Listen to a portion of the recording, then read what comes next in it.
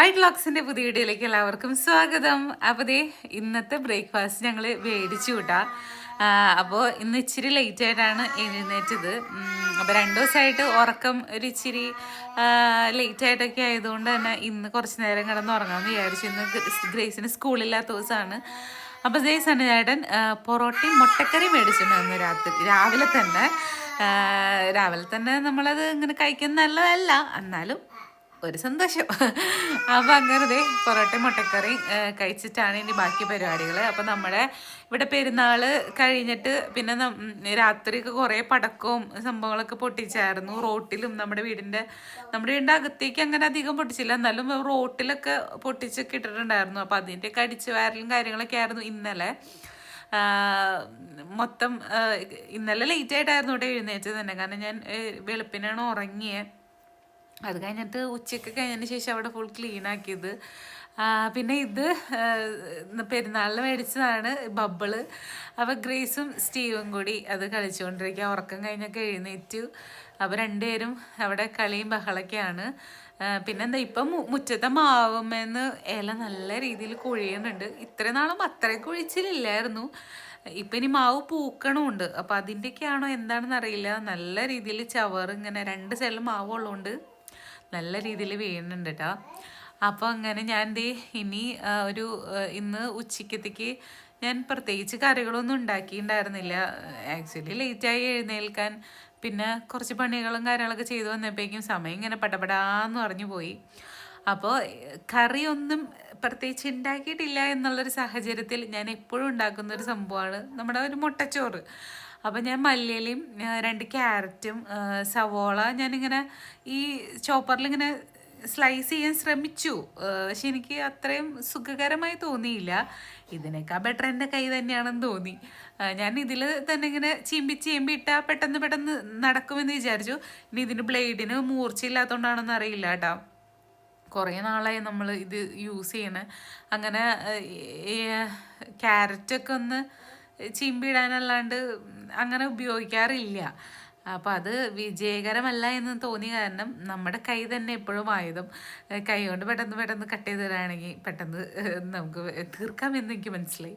Cutting board വെച്ച് cut ചെയ്താൽ മതിയായിരുന്നു. പക്ഷെ എന്നാലും വെറുതെ ഒരു സണ്ണിചേട്ടൻ്റെ ഭാഷയിൽ പറയുകയാണെങ്കിൽ വെറുതെ ഒരു വീണാട്ടം. അപ്പം അങ്ങനെ നെയ്യ് ഒഴിച്ചിട്ട് ഇതൊക്കെ ഒന്ന് വഴറ്റി ചോറിട്ട്, നമ്മുടെ സാധാ ചോറ്, ഞാൻ ചോറ് വെച്ചിട്ടുണ്ട്.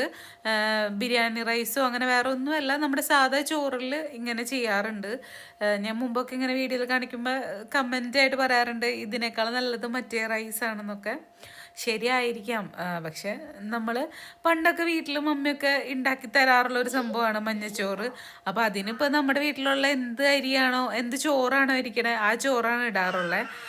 അപ്പോൾ അതുകൊണ്ട് ഇപ്പം ഞാൻ ഓൾറെഡി കറിയൊക്കെ വെക്കാമെന്ന് വിചാരിച്ചത്, അത് നടന്നില്ലല്ലോ. അപ്പോൾ എന്തായാലും മല്ലിയില ഒഴിച്ച് ബാക്കി ഐറ്റംസൊക്കെ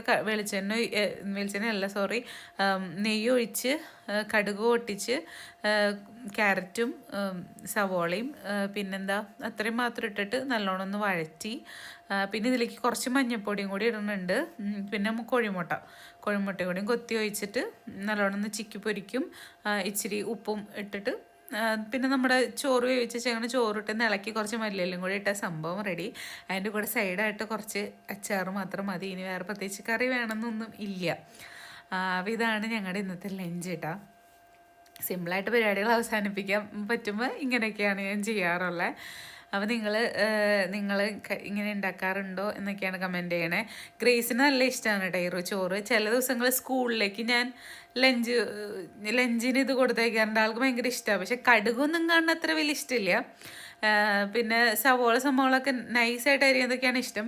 ഇൻഗ്രീഡിയൻസ് ഒന്നും എനിക്ക് വേണ്ട എന്ന് പറയും. അതായത് ചോറ് സ്കൂളിൽ കഴിക്കുന്ന സമയത്ത് ആൾക്ക് ഇങ്ങനെ പറക്കി കളയാൻ വലിയ ഇഷ്ടമില്ല. പിന്നെ സ്കൂളിലായതുകൊണ്ട് കഴിച്ചേ പറ്റൂ. അപ്പോൾ അതുകൊണ്ട് അധികം ഇൻഗ്രീഡിയൻസ് ഇല്ലാത്ത ചോറ് മതി എന്ന് പറയും. എന്നാലും ഞാൻ ഇട്ടിങ്ങനെ കൊടുക്കാറുണ്ട് കേട്ടോ. അവൾ കഴിച്ചിട്ട് വരാറുണ്ട്. അപ്പോൾ അതേ ചോറും കൂടി ഇട്ട് ഒന്ന് ഇളക്കി അപ്പം തന്നെ സ്പോട്ടിൽ കഴിക്കുകയാണ്. ആ ചൂടോടുകൂടി തന്നെ കഴിക്കുകയാണ് രസം. തൈരൊക്കെ ഉണ്ടെങ്കിൽ സൂപ്പറാണ് എൻ്റെ കൂടെ സൈഡായിട്ട്. ഇതിപ്പോൾ നല്ല മാങ്ങച്ചാറ് ഇരിക്കുന്നുണ്ട്, ആ മാങ്ങച്ചാറും കൂട്ടി അങ്ങനെ കഴിക്കാമെന്ന് വിചാരിക്കുന്നു. അപ്പോൾ നിങ്ങൾ വീഡിയോ കാണുന്നത് നമ്മുടെ വൈഡ് വ്ളോഗ്സിൻ്റെ ഫേസ്ബുക്ക് പേജിലാണെങ്കിൽ ഇതുവരെ ഫോളോ ചെയ്തിട്ടില്ലെങ്കിൽ ഫോളോ ചെയ്യാനും ലൈക്ക് ചെയ്യാനും മറക്കരുത്.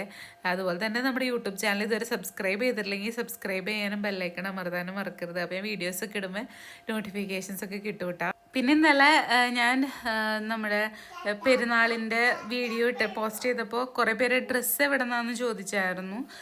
ഞാൻ ഓൺലൈനിൽ നിന്ന് മേടിച്ചതല്ല, നമ്മുടെ അന്നമ്മനടയിൽ പോയപ്പോൾ സൗന്ദര്യയിൽ നിന്ന് മേടിച്ചതാണ് ചുരിദാർ.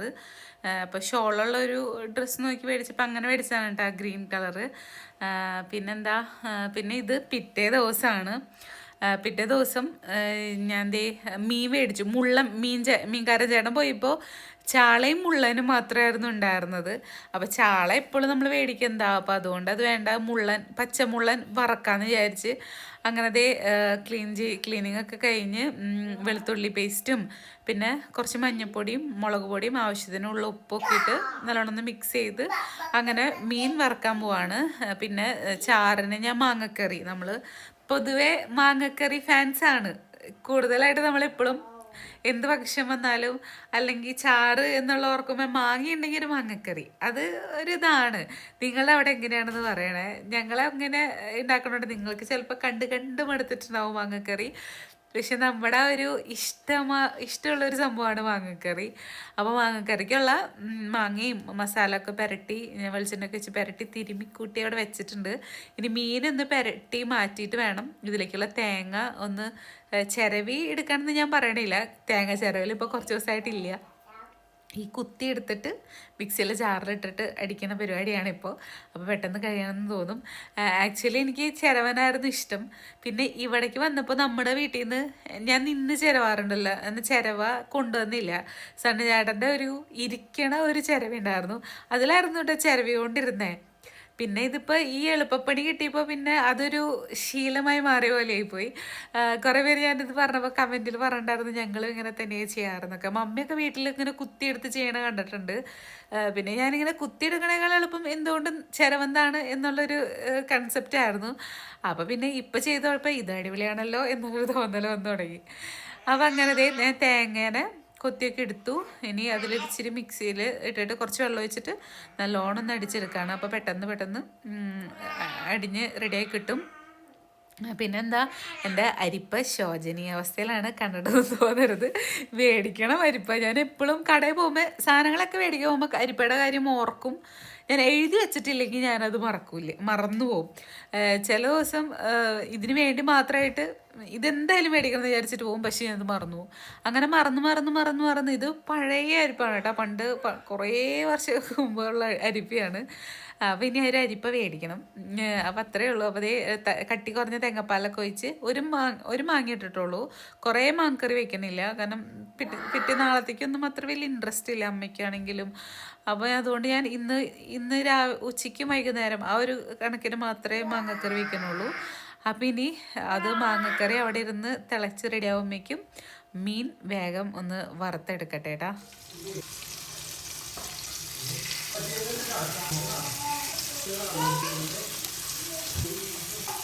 അങ്ങനെ മാങ്ങ നല്ല രീതിയിൽ വെന്ത് റെഡി ആയിട്ടുണ്ട്. അപ്പോൾ കട്ടിയുള്ള ഒന്നാമത്തെ തേങ്ങാപ്പാലും കൂടി ഒഴിച്ചു. ഇനി ജസ്റ്റ് ഒന്ന് തിളച്ചാൽ മതി.